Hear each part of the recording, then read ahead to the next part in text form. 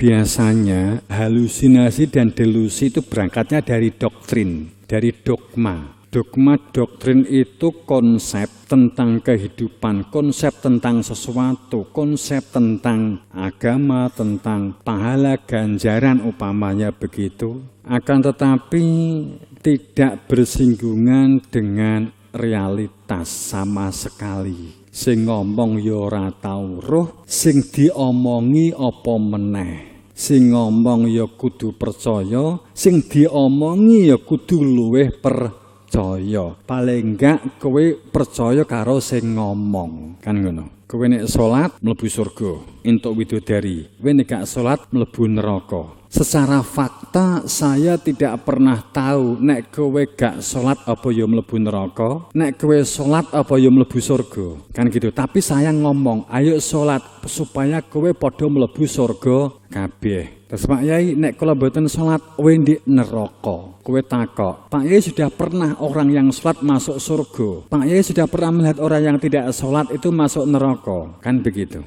Ya enggak? Kowe nek salat tak mlebu surga ta, tapi nek kowe gak salat mlebu neraka. Mergo kowe nek gak salat kena APN, neraka ta, angka poin neraka. Kan itu. Ya garek nerakane piye definisine? Jadikan sabar wasta'inu, jadikan sabar dan sholat menjadi penolong hidupmu. Jadikan sholat, ada dasarnya, ada pijakannya. Apakah Allah mengajarkan supaya kita berhalusinasi dan berdelusi? Bahwa apakah pada saat opon di utekmu, opon di pikiranmu, saat kowe ki sabar kalau sholat, maka kamu akan dapat pertolongan. Contoh saja, kalau kamu gegebel utang, maka kalau kamu sabar dan kamu sholat, maka utangnya kesaur. Kesaur enggak? Upamanya kamu itu enggak duwe sangu, bingung sangu, mau beli kaos, mau beli CD celana dalam, orang iso tuku, bingung, mergo entek sidine kabur kena angin, upamanya ngono. Terus menggunakan rumus ayat ini, jadikan sabar dan sholat sebagai penolongmu. Kemudian kowe sabar, kemudian kowe sholat, selonone teko dhewe, begitu. Untuk pertolongan, seperti apa kamu memahaminya? Kita kan gak berani berpikir semacam itu. Kita kan gak akan berani. Sama saja melecehkan Tuhan kan. Akhirnya yang kita lakukan adalah percaya. Pokoknya kowe sabar dan kowe ki sholat akan dapat pertolongan oleh Allah. Bentuknya apa? Wujudnya apa? Kamu tandur, kamu melakukan penanaman, kesulitan hidupmu, miliki perilaku sabar, dan memiliki perilaku sholat, Allah akan menolong. Percaya Allah akan menolong. Kita akan berhenti di sini. Percaya. Nah ini sebenarnya gimana? Panjang. Sholat itu menyatu. Sholat itu manunggal. Sholat itu saling mengkait. Ada fungsi batin.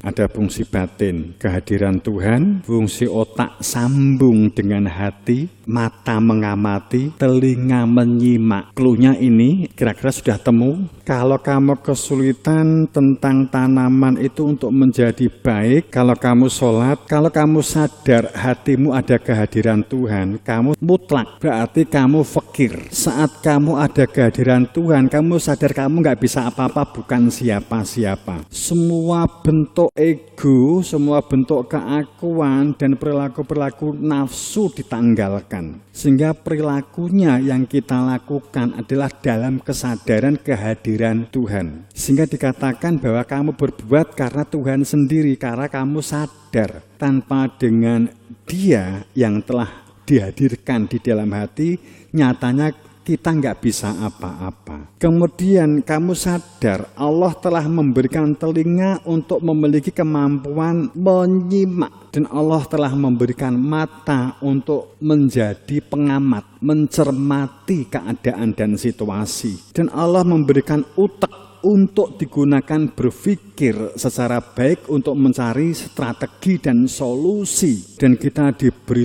kaki untuk bergerak. Saat orang itu menjalankan sholat, semuanya nyambung, semuanya nyatu. Sabar itu mau memaksa dirinya. Hal-hal yang menghalangi untuk terwujudnya perbuatan kebaikan tentang ego, tentang nafsu, tentang keakuan itu dihilangkan. Kita sabar, sabar.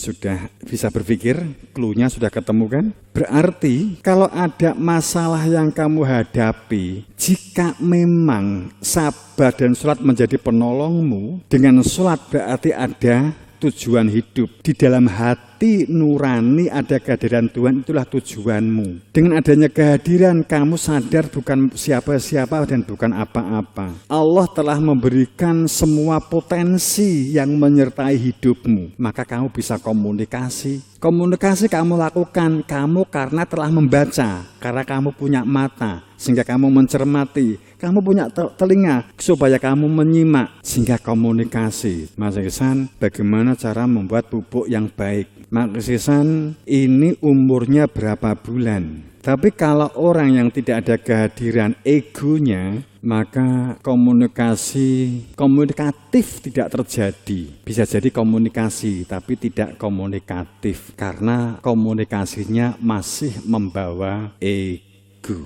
Maka permasalahan-permasalahan akan terurai. Saat permasalahan-permasalahan itu tidak terurai, justru semakin ruwet. Berarti ada yang salah dalam kita memahami kehidupan. Dalam memahami hidup kita ada yang salah.